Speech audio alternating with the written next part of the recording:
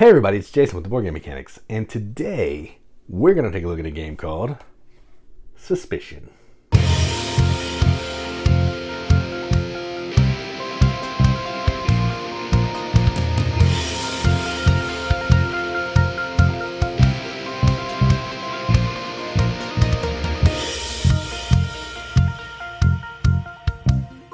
Suspicion is a game published by Ravensburger, designed by Prospero Hall, which is a design collective, a bunch of different people designing these games.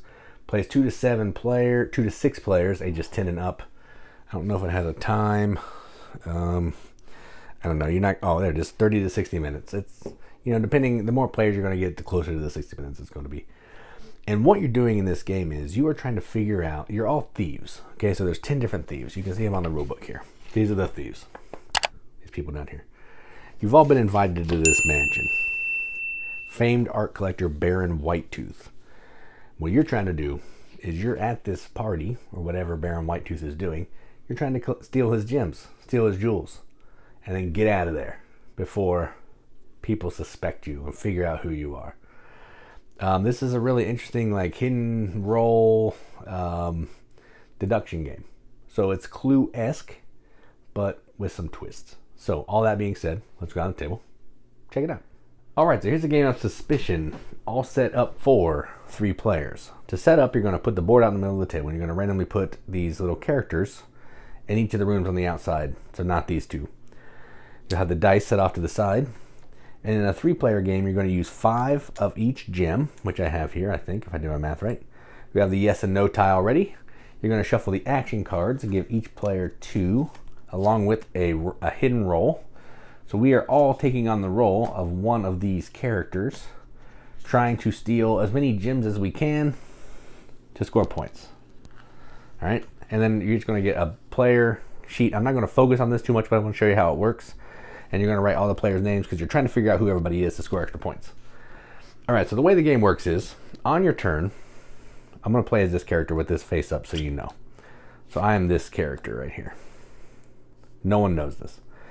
So on your turn, what you're going to do is you're going to roll these dice, and you're going to move these 2 characters. If you roll a question mark, you get to move whoever you want. Okay, so let's do that. I'll roll. I have the gray character and the yellow character.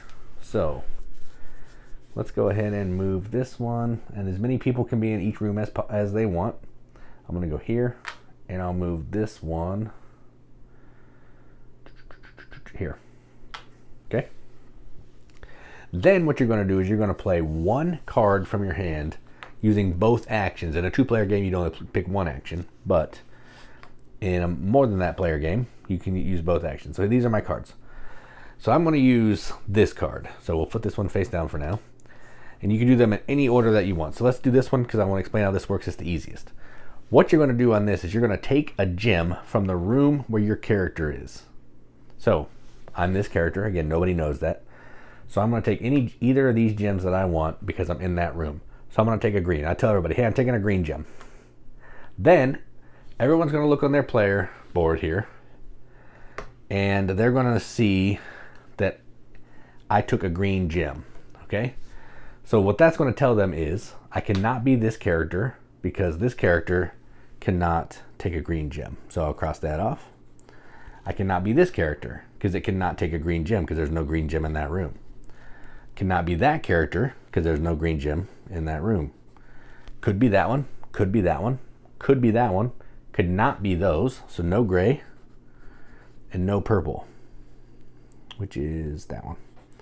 So that leaves 1, 2, 3, 4, 5 characters that I could be. So I've been narrowed down to 5 different people that I can be.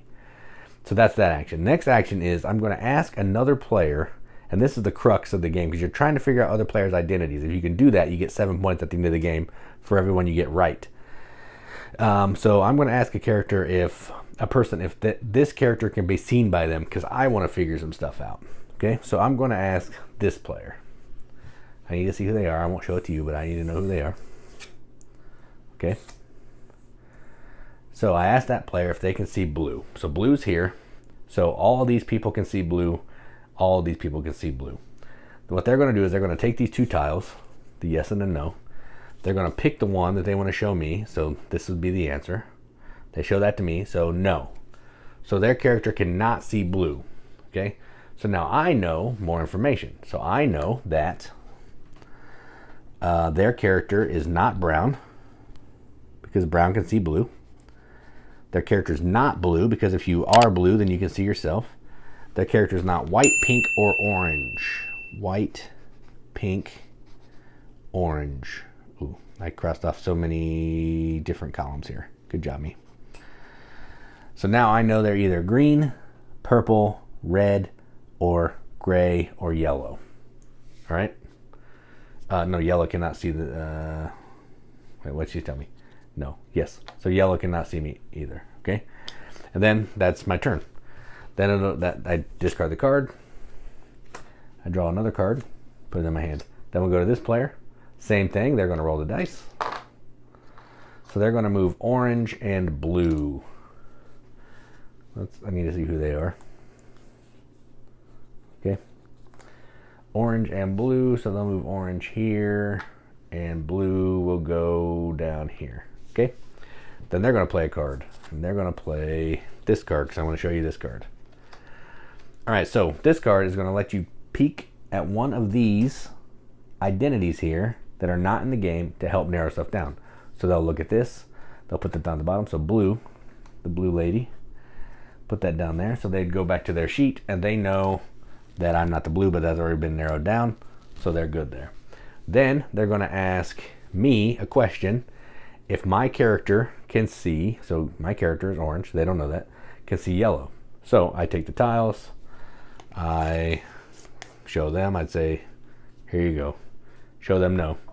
So they know now that I'm not white, I'm not olive, I'm not gray, purple, or blue. So they know that I am yellow or pink, orange, or red, because those are the only ones that cannot see yellow. Then that gets discarded, and they'll take another card. All right, this player's turn. They're going to roll the dice. All right, so we have a brown and a question mark. And I think we're going to move the question mark to here. And we'll move the brown one over there. Okay. Now they're going to play a card, and there's one more card type. All right, they're going to play this card because it has both the other types that I didn't show you yet. So on this card, whenever there's a gem without a box, so you see how this one has a box around it, that means you have to be in the room. Whenever there's a gem, you can just take that gem. So they're going to take a red gem. And they have a secret passageway, and they can move any character they want anywhere else on the board that they want. So they're going to take this blue one and move it right there. And that's their turn. So they're not asking any questions because they didn't have that option, but they did that. And that's how the game's going to progress. That's it. You're going to roll the dice, play cards, collect gems. Now, why do you want to collect gems? Well, you get 7 points if you guess everybody's identity for all the ones that you get correct. So in this case, I could get 14 points by guessing these two identities. But if you can get a complete set of gems, 6 points. Then every other gem that you have would be a point. So if I ended the game guessing these two identities plus these, I would have 7, 7, 6. So that's 20, 21 points. And you're trying to have the most points at the end of the game to win. And that's the game. A little bit of moving, a little bit of playing some action cards, trying to collect some sets of gems to score the most points. And again, you'll be crossing off stuff on these papers as well to try to figure out who the people are. And once you know it, you'll circle it. And the game ends when one of these piles of gems has run out. And then that's when you add up your points. So that is how you play Suspicion. Let's go up the top, see what you think about it. All right, well, that was Suspicion. So let's take a look at some of the components. I really like the components in this game. It's white, it's really clean. The rule book is great. Tells you how to set it up.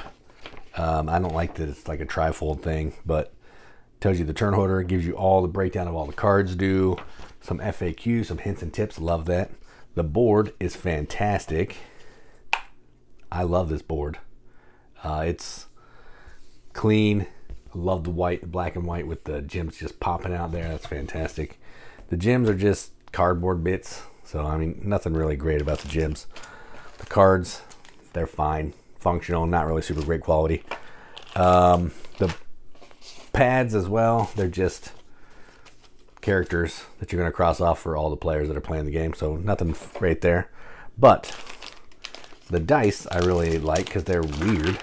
They're like wooden dice with like painted on characters. I don't know how they're on there, but they're all cool. There's one of every character. So there's 10 characters. So one instance of each character plus 2 question marks to make the 12. And then all the wooden characters. And these wooden characters are cool. They're just wooden pawns with the different people painted on them, colored, different shapes. So there's no colorblind issue there, which I appreciate. So the components are really nice. Whole pile of pencils, which no eraser. I mean, Museum Suspect spoiled me, but no erasers here. So nice components overall. I know the game used to be in a bigger box, and I'm kind of glad it's in a small box because there's really not that many components. So to be in a bigger size box would be silly. So this size box is still probably too big, but it at least is better than like the long like Monopoly size box, which I think is what it was in before. So what you saw in this game is what this game is. It's a really simple deduction game. You're moving to a room, you're stealing gems. If the certain cards, you have to be in that room to take the color gem. So if I'm stealing a red gem, everybody's going to look down at the board. They know if that character is in a room that doesn't have red, can't be me. So you cross out some stuff. When you ask if people can see characters, or they say yes or no, that's going to eliminate a whole pile of stuff too. So it's pretty easy to figure out the people. It's kind of more tricky to get the gems that you want. So, you know, some of the cards just give you gems, which are pretty nice because it's not giving your opponents any clues to where you are.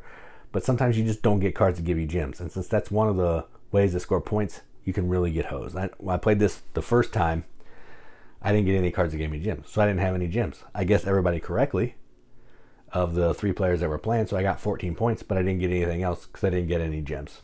So everybody else guessed correctly as well, but they had cards that gave them gems. So that's a little rough. It can be a little annoying, I guess, for lack of a better word, but it doesn't break the experience of the game. It's still fun. It's a simple little light deduction game that I play with my daughter that she enjoys. She can even teach this one because it's super easy.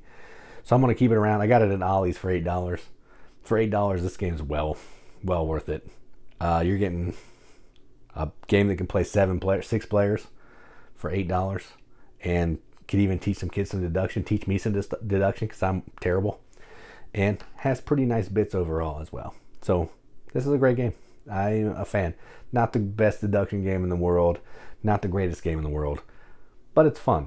And at the end of the day, I play games to have fun, and that's where this one is. So I'm going to give this BGM Accept the Seal. This is going to get a 7 out of 10 on BGG, which is a 3.5 out of 5 wrenches on our arbitrary wrench scale. That means absolutely nothing, but we like to give it the games that we enjoy, and that's what I'm going to do.